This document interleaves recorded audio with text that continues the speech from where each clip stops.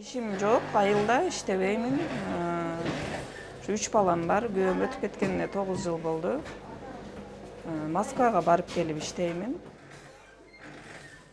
Айжыбек Исакова кесиби боюнча ашпозчу, бирок кесибине ылайык элет жеринде жумуш таба албады. Андыктан эми башка тармакты да өздөштүрүп көрүүнү чечти. Азыр айылда эле ишим жок ушинтип отурган чакта эжеке чалып калды. Ушундай сен жазылдың эле, ушундай Жапон элинен, ушундай министрликтен ачылып, ушундай неме болуп калды, долбоор бар, келесиңби деп. Ушу сүйүнүп, ушул жерде окуп, үйрөнүп, 4 күндүн ичинде бизге аз убакыт болуп калат экен, бирок керектүү нерселерди үйрөнүп алдык да. Машинаны отурушту билбейт элем, машинага отурушту үйрөндүм. Андан мындай оймолорду вообще эле төшөк шырышты дагы билбейт элем өзү. Ушуларды үйрөндүм. Мына оймо кыркычты, ушуларды кантип бастырып тигишти, ушуларды үйрөндүк. Ош облусуна караштуу Араван районунун жашоочуларынын дээрлик 70–80% айыл чарбасы жана багбанчылык менен алектенет. Аялдар да жазгысын талаада эмгектенсе, кышкысын бекер калышат. Тигүүчүлүктү үйрөнүүгө жумушсуз отурган 20 кыз келиндер чакырылган. Кече ушул мына азыркы эле немеде фартук тигип өз берки наркы группага 50 сомдон сатышты. Эң жөнөкөй.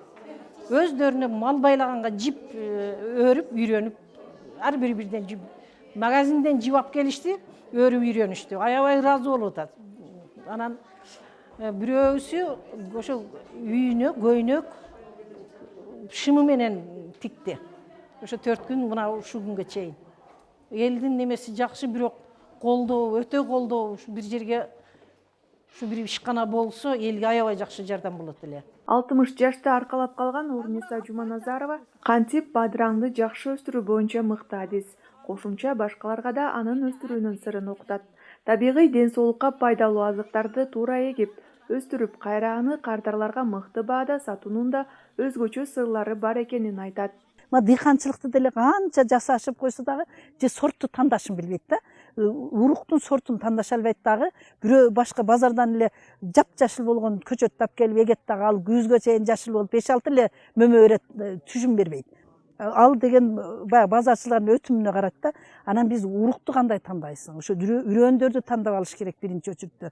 Аны кандай эгиш керек, анан кандай кийин сатыш, кандай пайдаланыш керек, кандай консервациялаш керек. Ушулардан бери үйрөтүш үчүн ар бир долбоорду издеп, таап, анан ушул иштерди алып барабыз да.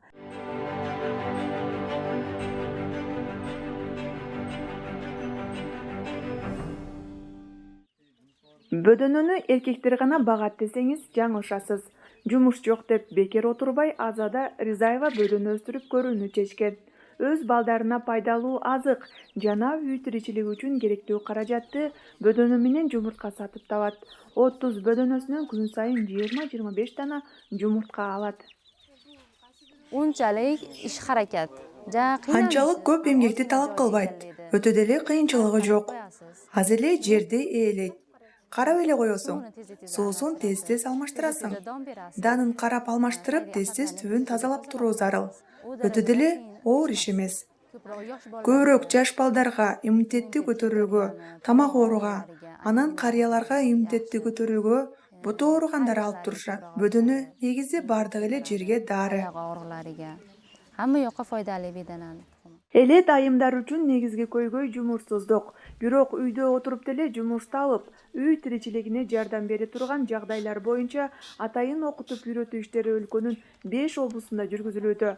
Ош, Жалал Абад, Баткен, Талас жана Нарын облустарында окутуу иштери улантылды.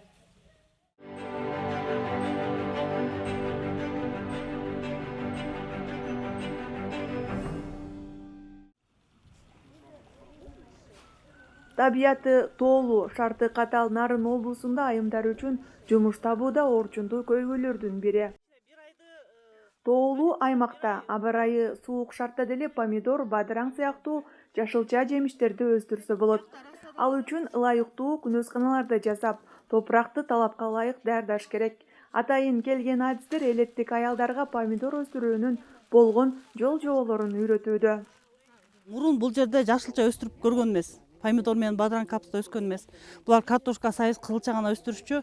Анан азыр мен ошол жашылчаны пайдалуулугун үйрөттүм. Жашылча организмге кандай пайдалуу экенин, ошонун өстүр ыкмаларын үйрөттүм, элдик ыкмаларды колдоону үйрөттүм, органиканы үйрөттүм. Ошондой эле парник жасаганды үйрөттүк. Анан азыр биз парникке ушундай помидор менен бадыраңдын рассадасын отургузуп кантип өстүрүш керек, кантип түшүм алыш керек деген, мындайча айтканда өстүр ыкмаларын, сырларын үйрөнүп алышты. Эми көбүнчөсү кызыгып атышат, баары тең уже үйлөрүнө парник жасап, ушундай парниктер жасап, уже даярданып атышат. Айылда эми андай аял кишилерге ылайыктуу жумуш жок. Анткени биз балдарды көбүнчө карайбыз, үйдө элебиз да. Үйгө бизге андай жумуш аткара албайбыз. Жолдоштор спиртке иштейт, а биз өзүбүздө аялдарга жумуш жок.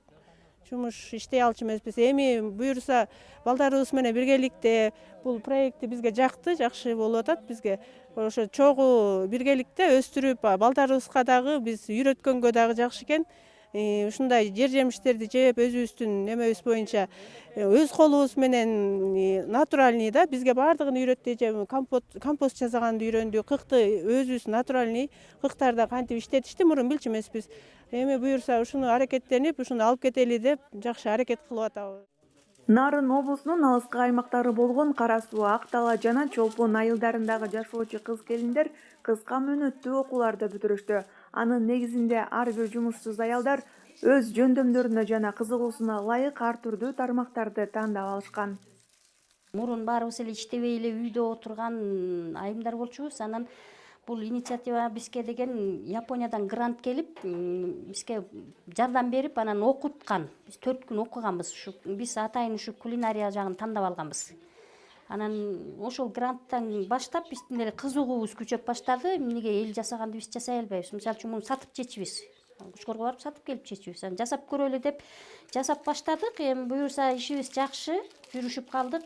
Эми бизден деле заказ эми такай эле боло бербейт. Анда-санда заказ болуп калат. Заказ болгондо көбүрөөк жасайбыз. Жакшы эле болуп калат. Эми заказды айылдын ичи эле берет бизде. Сыртка чыга элекпиз айылдан. Пока айылдын ичин камсыз кылып атабыз. Анан мындай бирин-серин келип бала бакыра кекс алып кетет. Келиндер келип айылга бараттык эле же үйдөн жейли деп сатып алгандар болот. Ошентип элеттик жумушсуз олтурган аялдарда дагы аракеттер пайда болуп жатат. Ал эми айрымдары төшөк жууркандарды тегишип, кыздар үчүн сеп тигүүгө өтүшкөн. Азыркы куруп аткан шешептерибиз, журкандарыбыз, курак төшөктөрүбүздү элге тартуулап атабыз. Буюрса заказ алып, элден жакырчылыктан чыгуу үчүн, сатыш үчүн, андан дагы бул жерде азыр кыз-келиндер да бар, пособие албаган келиндер бар, иштебеген келиндер бар. Ошолорго үйрөтүп, дагы командабызга кошуп, дагы кеңейтсекпи деген оюбуз бар.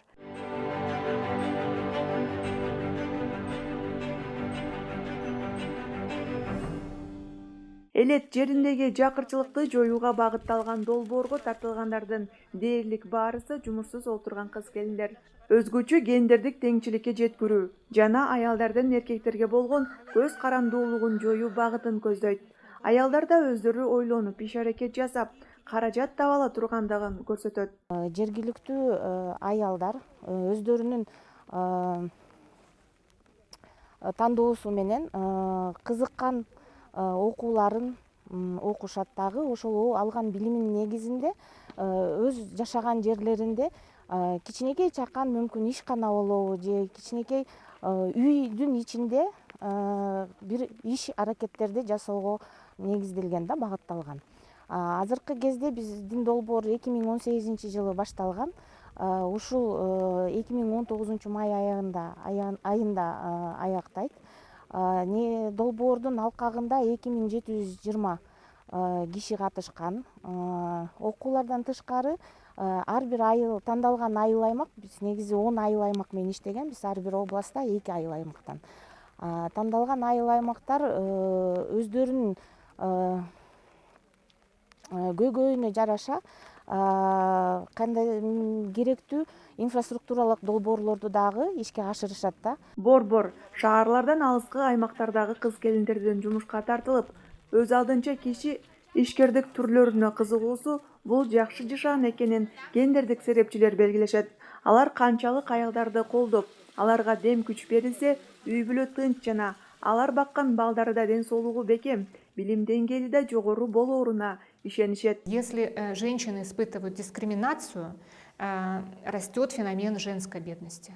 Если женщина бедная, Эгерде аялдар кордукту көп көрсө, аялдык кедейчилик өсөт. Жакыр болсо анын балдары дагы кедей болот. Аял кедей жана бечара болсо, анын балдарынын ден соолугу да көбүрөөк назик болуп калат.